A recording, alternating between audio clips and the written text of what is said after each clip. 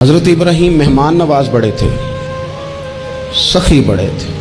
حضرت ابراہیم علیہ السلام کے بارے میں نبی پاک صلی اللہ تعالیٰ علیہ وسلم نے فرمایا، سب سے پہلے جس بندے نے کسی کی مہمان نوازی کی تھی نا، وہ حضرت ابراہیم علیہ السلام ہے۔ اس کا ایک معنی علماء نے یہ بھی اس حدیث کا بیان کیا کہ جس نے سونی کر کے، مسجہ کر کے، خوبصورت کر کے، تیار کر کے، عزت کے ساتھ، آنر کے ساتھ کسی مہمان کو سب سے پہلے کسی نے اس اہتمام سے کھانا کھلایا، وہ حضرت ابراہیم علیہ السلام ہے۔ زبردست مہمان نواز تھے، زبردست۔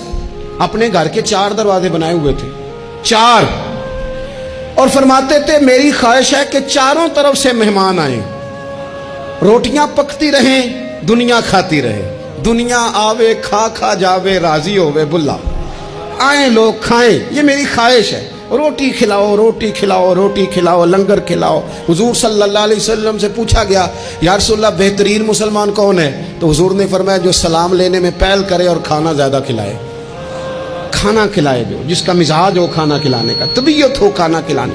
حضرت ابراہیم علیہ السلام اتنی مہمان نوازی کرتے کہ نبی پاک صلی اللہ علیہ وسلم نے فرمایا، یہ ترغیب و ترہیب میں موجود ہے۔ حضور علیہ السلام نے فرمایا کہ اللہ تعالیٰ نے حضرت ابراہیم علیہ السلام سے ایک دفعہ فرمایا، ابراہیم یہ جو آپ کو اپنا خلیل بنایا ہے نا، یہ اس لیے بنایا ہے کہ آپ کے دل مخلوق کے حق میں بڑے نرم ہیں، آپ مہمان نوازی بڑی کرتے ہیں، اور کبھی کبھی مشکل حالات ہوتے ہیں نا، ٹف حالات، ان میں بھی مہمان نوازی کرتے، ان میں بھی پانی پلاتے، کھانا کھلاتے، لوگوں کو اس دور کی ضروریات کے مطابق لوگوں کو دیکھتے۔ ہمارے نا پورا باب ہے حدیث پاک میں، بخاری مسلم میں، کہ بندہ ہمیشہ دل کا غنی ہوتا ہے۔ دلوں میں کبھی گنجائش بن جائے نا، دلوں میں، تو جیبوں میں بھی اللہ بنا ہی دیتا ہے۔ اپنے دلوں میں گنجائش بنائیں لوگوں کے لیے، اپنی طبیعتوں میں گنجائش۔ ہماری طبیعتوں میں گنجائش نہیں ہوتی، اللہ تعالیٰ بعض بندوں کو نواز دیتا ہے، انہیں چاہیے کہ وہ گنجائش رکھیں، کشادہ کریں اپنے دل کو، سینے کو۔ حضرت ابراہیم علیہ السلام نے نا ایک دفعہ قحط ہو گیا تھا، تو مہمان تو اب آئے بیٹھے تھے، بلکہ ان دنوں میں مہمان زیادہ بڑھ جاتے ہیں، کئی دفعہ زیادہ لوگ آ جاتے ہیں۔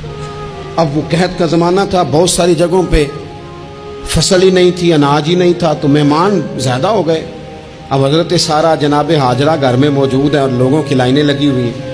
حضرت ابراہیم علیہ السلام کا مصر میں ایک دوست تھا، حضرت حکیم الامت نے اس کو لکھا ہے، آپ نے نا اس کو کچھ سامان بھیجا، بوریاں بھیجی، فرمایا یار تیرے پاس گندم ہے تو ذرا گندم کی بھر دے بوریاں، مہمان بڑے آ گئے ہیں، روٹی کھلانی ہے لوگوں کو۔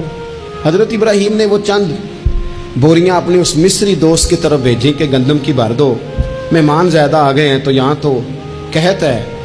اب وہاں جب گئے لینے کے لیے خدام اونٹ لے کے، بوریاں لے کے، تو اس نے کہا جی غلہ تو یہاں بھی ختم ہو گیا ہے، اب یہ خالی بوریاں لے کے واپس آ رہے ہیں۔ اب ان جانے والے خدام کو بھی پتہ تھا، جو قریب رہنے والے ہوتے ہیں وہ خانقاہوں کے، آستانوں کے، مدارس کے، مراکز کے مزاج سے بھی آگاہ ہو جاتے ہیں۔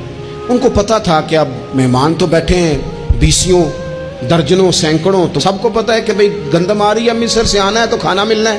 اب بوریاں جب خالی آئیں گی تو بڑا مسئلہ بن جائے گا، ان کے تو دل کمزور پڑ جائیں گے۔ انہوں نے کہا کہ تسلی دیتے ہیں، ان کو تسلی دیتے ہیں۔ رستے میں نا کچھ ریت بوریوں میں بھر لی تاکہ فوری طور پہ دیکھنے والے پریشان نہ ہوں، ریت بھر کے لے جاتے ہیں اور پھر جا کے آرام سے رکھ دیں گے۔ پھر حضرت ابراہیم سے گزارش کریں گے، غلہ نہیں ملا، وہ ایک خوبصورت سا آواز کریں گے، لوگوں کو دلوں کو تسلی ہو جائے گی، اور پھر اگلا بندوبست کر لیں۔ اب وہ بوریاں ساری کی ساری ریت سے بھری رکھی۔ حضرت مفتی احمد یار خان صاحب رحمۃ اللہ علیہ نے لکھا ہے کہ وہ بوریاں لا کے جب لوگوں نے آتے دیکھی بوریاں، تو طبیعت لوگوں کی کئی دنوں کا کھانا نہیں کھایا تھا، حشاش بشاش ہو گئی، بچے، بوڑھے، بیمار، سبھی کے دل تسلی میں آ گئے کہ آج کھانا ملے گا۔ بوریاں ایک کونے میں رکھ دیں۔ حضرت ابراہیم آرام فرما تھے کہیں، یا کسی ذکر و فکر کی مصروفیت میں مشغول تھے، ظاہراً انہیں بتایا نہ گیا۔ اب وہ جہاں گندم رکھی جاتی تھی وہاں جا کے وہ ریت کی بوریاں رکھ دیں۔ وہ خدام وہاں سے ہٹ گئے چونکہ وہ گھر کا حصہ تھا۔